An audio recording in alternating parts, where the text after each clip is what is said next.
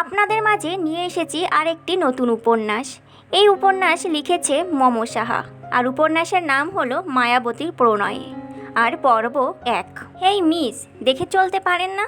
চোখগুলো কি কপালে উঠিয়ে রেখেছেন? অপরিচিত ছেলেটির কথায় রাগের শরীর জ্বলে গেল মিষ্টির। টিউশনি করিয়ে ছাত্রের বাসা থেকে বের হওয়ার সময় বেশ জোরে ধাক্কা খেলো একটা ছেলের সাথে, হাতে ব্যথাও পেয়েছে। ছেলেটা সরি বলবে দূরের কথা, তাকে উল্টাপাল্টা বলছে। মিষ্টি ঠোঁট ফুলে চোখটা বড় করে বলল, আমি না হয় চোখটা কপালে নিয়ে হাঁটি, কিন্তু আপনি কি বাসায় রেখে আসেন? আপনি দেখে হাঁটতে পারলেন না? একটা রাগী মিহি কণ্ঠ ভেসে আসতেই আদ্র পরিপূর্ণ দৃষ্টি মেলে তার সামনের মেয়েটির দিকে। কিছুক্ষণের জন্য থমকে যায় আদ্র। তার সামনে বাচ্চা বাচ্চা ধরনের একটা মেয়ে দাঁড়িয়ে আছে, মায়াবী একটা চেহারা। আদ্র আনমনে বলে উঠল, মায়াবতী। মিষ্টি তার সামনে ছেলেটাকে ড্যাব ড্যাব করে তাকিয়ে থাকতে দেখে অস্বস্তিতে পড়ে যায়। মিষ্টি মাথা নিচু করে ফেলে। আদ্র মিষ্টিকে মাথা নিচু করে দেখতে তার অস্বস্তির কারণটা ধরতে পেরেছে। তাড়াতাড়ি সে নিজের চোখকে সংযত করে। চোখ সংযত হলেও মন কি আর সংযত হয়? মন তো বারবার বলছে এই মায়াবতীকে আবারও দেখতে হবে। তার মন ভরেনি অতটুকু দেখে। এর মাঝে আরেকটা ছেলে এসে তড়িঘড়ি করে মিষ্টিকে বলল, সরি ম্যাম, উনি দেখতে পায়নি। আপনি প্লিজ রুড বিহেভ করবেন না। ইচ্ছাকৃতভাবে উনি এ কাজটা করেনি। সামনের ভদ্র মহিলোকটার কথা মিষ্টির বেশ মনে ধরল। কি সুন্দর ভুল স্বীকার করে ফেলেছে। হ্যাঁ, অবশ্য লোকটা ঠিকই বলেছে, ধাক্কাটা ইচ্ছাকৃতভাবে লাগেনি। কিন্তু সে তো প্রথমে কিছু বলেনি, ওই ছেলেটাই তো বাঁকা কথা বলল।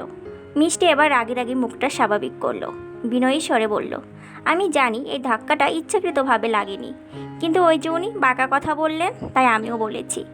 এবার সরি বলল ছেলেটি আদ্রের দিকে তাকিয়ে বলল, স্যার, ম্যাম ইচ্ছাকৃত ধাক্কা দেয়নি। আদ্র ভুরু কুঁচকে তার পিয়ে নীরের দিকে তাকালো। নিজের হাতে থাকা রোদ চশমাটা পরে অ্যাটিটিউড নিয়ে বলল, হ্যাঁ নীর, আমি দেখেছি, তোমার আর কিছু বলতে হবে না। মিষ্টি সামনে দুজনের ছেলের কথাবার্তা দেখে বুঝতে পেরেছে, একজন বস আরেকজন তার পিয়ে। মিষ্টি আর বাক্য ব্যয় না করে হাঁটা ধরল বাড়ির উদ্দেশ্যে। আদ্র তার চশমার আড়ালে মিষ্টিকে দেখছে। এই মায়াবতীকে তার মনে ধরেছে। এই মায়াবতীর খোঁজ তাকে পেতেই হবে। রাবেয়া খাতুন দরজা খুলেই দেখে ওনার মেয়ে মিষ্টি দাঁড়িয়ে আছে, হাতে বাজারের ব্যাগ। রাবেয়া খাতুন তাড়াতাড়ি বাজারের ব্যাগটা হাতে নিয়ে বলল, আজ 8টা বেজে গিয়েছে যে আসতে আসতে। তোর বাবা এই জন্যই বলে কষ্ট করে টিউশনি করার দরকার নেই, কিন্তু তুই তো শুনিসই না।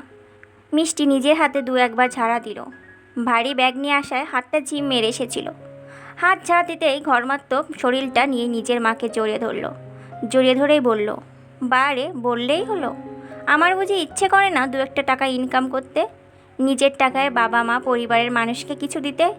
আমার বাবার তো ছেলে নেই, আমিও তো তার ছেলে, তাই না? নিজের মেয়ের কথায় হেসে ফেলল রাবেয়া। তারা বেশ সচ্ছল পরিবারই। মিষ্টির ছোট বোন মিঠাই আর তাদের বাবা মা আর দাদি নিয়ে তাদের সংসার। মিষ্টি নিজের শখের বসে 2টো টিউশনি করায়, এটা তার ভালো লাগে। প্রথমে বাবা আপত্তি করলেও মিষ্টির ইচ্ছের বাধায় হয়ে দাঁড়ায়নি কখনো। হ্যাঁ হ্যাঁ, সবাই আদরের মেয়েরাই করে, আমি তো কেউ না। কে আমি? মিঠাইয়ের কথায় মিষ্টিও তার মা ফিক করে হেসে দিল। রাবেয়া খাতুন ছোট মেয়ের নাক টেনে দিয়ে বলল, এই তুই এত হিংসুটে কেন রে? একদম মাইর লাগাবো। মিষ্টি হাহা করে হেসে দিল। মিঠাই মুখ ফুলিয়ে বসে পড়ল সোফায়। মিঠাই ধপ করে সোফায় বসার কারণে সোফায় বসে থাকা দাদি বিরক্তিতে পান চিপিয়ে বলল, এই সেমরির জ্বালায় শান্তি নেই। মায়া মানুষ হইব ঠান্ডা নিরিবিলি, আর এই মায়া খালি ধুমধাম ঠুসঠাস। দাদির কথায় আরেক দফা হেসে ফেলল সবাই। মিঠাইও আর চুপ থাকতে পারল না, হেসে দিল। স্যার, কি ভাবছেন? নীরের কথায় ধ্যাং ভাঙল আদরর। সে যেন মায়াবতীর চেহারা ভুলতেই পারছে না।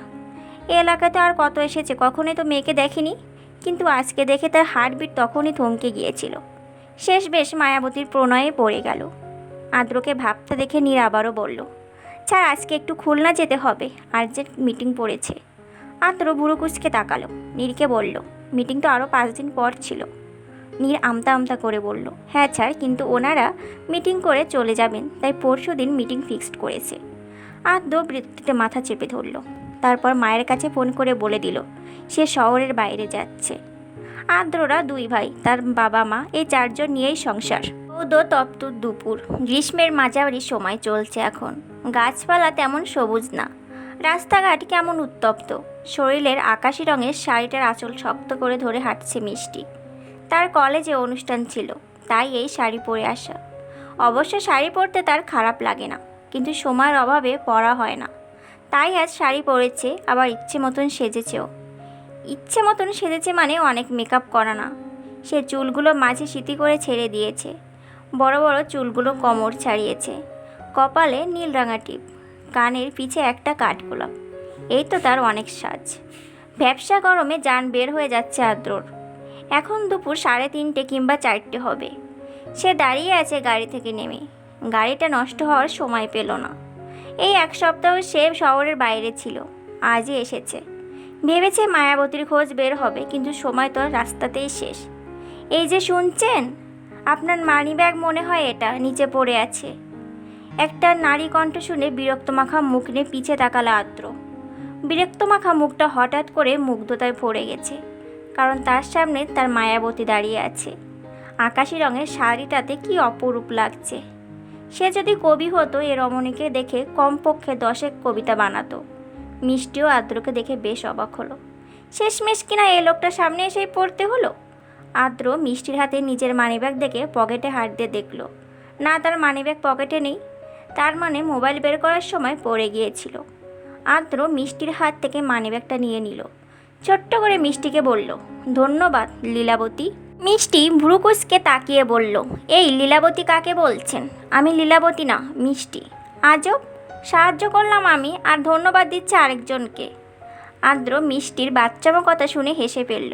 তারপর কান ধরে বলল, সরি ম্যাম, আমি তো আপনার নাম জানতাম না, তাই লীলাবতী বলেছি। মিষ্টি আদ্রের অদ্ভুত কাজে বিষয় নিয়ে তাকিয়ে আছে। নীর সবটা খেয়াল করলো। মনে মনে সেও অবাক। তার স্যার নাকি না পাবলিক প্লেসে একটা অচেনা মেয়ের জন্য কান ধরছে। মিষ্টি আদ্রকে কিছু না বলে আবারও হাঁটা ধরল।